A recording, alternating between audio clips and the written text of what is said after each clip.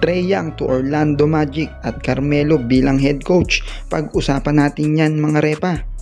Masasabi natin na future superstar na itong si Paolo Banchero ng Orlando Magic at ang kanyang tandem na si Franz Wagner, at malaki ang potensyal na sila ang maging franchise player nitong Orlando Magic. Ganun pa man mga repa, ayon sa mga NBA analyst at ibang mga NBA legends, ay kahit nga gaano pa kagaling ang dalawang ito, ay kakapusin pa rin sila na makipagsabayan dito sa NBA. Ayon kasi sa report ay meron daw missing piece dito sa Orlando, at ang tinutukoy nga nila dito ay itong si Trae Young. Ayon nga kasi sa article ay offense at defense ay kayang ibigay daw yan ng Orlando sa lineup na meron sila ngayon. Paano pa daw kung madagdag ang isang Trae Young na isang legit point guard? Meron nga daw playmaking at kaya nga daw mag-contribute ng puntos. Maaasahan nga rin daw ito sa mga clutch time.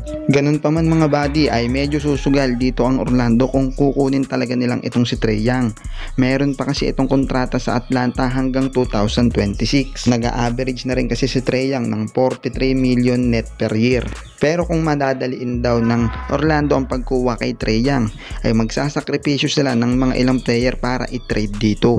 Ano nga ba ang opinion nyo sa posibleng pagpunta ni Trae Young dito sa Orlando Magic mga repa? Ang liga na inaabangan ng lahat, ang NBA, ay pwede kang sumabay dito at pwede ka ring manalo. Ilalagay ko nga sa comment section ng link ng tutorial para masubukan mo ang iyong swerte. Huwag mo ring kalimutan gamitin ang promo code na nasa comment section para makuha ang first deposit bonus.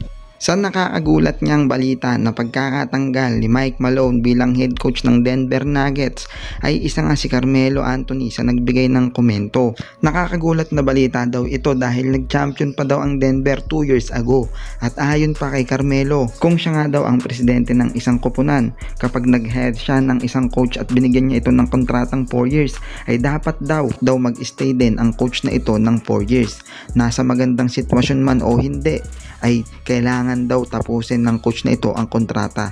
Yan nga ang opinion nitong si Carmelo Anthony. Natanong tuloy itong si Carmelo, lalo na nga isa siya sa mga legend doon ng Denver, paano daw kung ibigay sa kanya ang trabaho. Sinagot naman ito ni Carmelo na ayaw niya daw muna itong pag-usapan dahil dapat daw itong pag-isipang mabuti.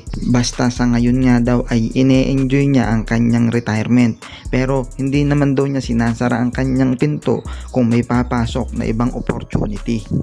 Pero kayo mga idol, ano nga ba ang masasabi nyo sa ating video ngayon? I-comment nyo lamang ang inyong reaksyon. Huwag na rin kalimutang mag-like and subscribe at mag-follow sa ating page.